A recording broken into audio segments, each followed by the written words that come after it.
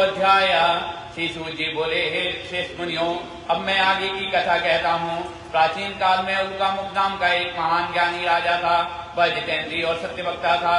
प्रतिदिन मंदिरों में जाता और निर्धनों को धन देकर दुखों को दूर करता था। उसकी पत्नी कमल के समान सुंदर मुख वाली और सती साध्वी थी।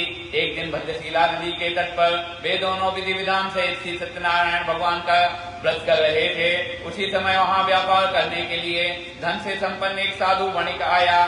वह वैश्य नाव को नदी के किनारे पर ठहराकर राजा के पास आया। राजा को व्रत करते हुए देखकर उसने विनय पूर्वक पूछा, हे राजन, आप यह क्या कर रहे हैं? मेरी सुनने की इच्छा है, कृपया आप यह मुझे समझाइए। महाराज उल्कामुख ने कहा, हे वैश्य, मैं अपने परिवार के साथ पुत्र की प्राप्ति के लिए श्री सत्यनारायण भगवान का व्रत व पूजन कर रहा हूँ। राजा के ऐसे वचन सुनकर साधु वैश्य ने आदर से कहा, हे राजन, मुझे भी इसका संपूर्ण विधि विधान बताएं। मैं भी आपके कथन के अनुसार इस व्रत को करूंगा। मुझे विश्वास है इस उत्तम व्रत को करने से अवश्य मुझे संतान की प्राप्ति होगी। राजा से व्रत का सब विधि विधान सुनकर व्यापार से निवृत्त होकर वह वैश्य आनंद पूर्वक अपने घर आया। उसने अपनी पत्नी को संतान देने वाले उस व्रत के विषय में सुनाया और संकल्प किया कि जब मेरी संतान होगी तब मैं इस व्रत को करूंगा। वैश्य ने यह वचन अपनी पत्नी लीलावती से कहे। एक दिन उसकी पत्नी लीलावती श्री सत्यनारायण भगवान की कृपा से गर्भवती हो गई। 10वें महीने में उसने एक अति सुंदर कन्या को जन्म दिया। दिनों दिन वह कन्या इस तरह बढ़ने लगी जैसे शुक्ल पक्ष का चंद्रमा। एक एक कला प्रतिदिन बढ़ता है। कन्या का नाम उन्होंने कलावती रखा।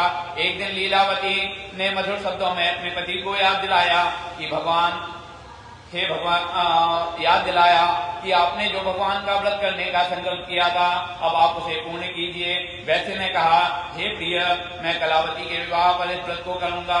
इस प्रकार अपनी पत्नी को कहकर वह व्यापार करने बाहर चल गया। इधर कन्या कलावती पिता के घर में पढ़ने लगी। समय व्यतीत होने पर साधुओं ने सिखियों के साथ अपनी वयस्क पुत्री को खेलते हुए देखा तो उसे कन्या के विवाह की चिंता हुई। तब उसने एक दूत को बुलाकर कहा कि पुत्री के लिए कोई सुयोग्य वर देख कर लाएं। दूत साधु नामक उस वैश्य की आज्ञा पाकर कंचन नगर पहुंचा और अच्छी तरह देखकर वैश्य की कन्या के लिए सुयोग्य वणिक पुत्र ले आया। उस सुयोग्य वणिक के साथ साधु नामक वैश्य ने अपने परिवार सहित प्रसन्नचित होकर अपनी पुत्री का विवाह कर दिया। दुर्भाग्य से वह विवाह के समय भी श्री सत्य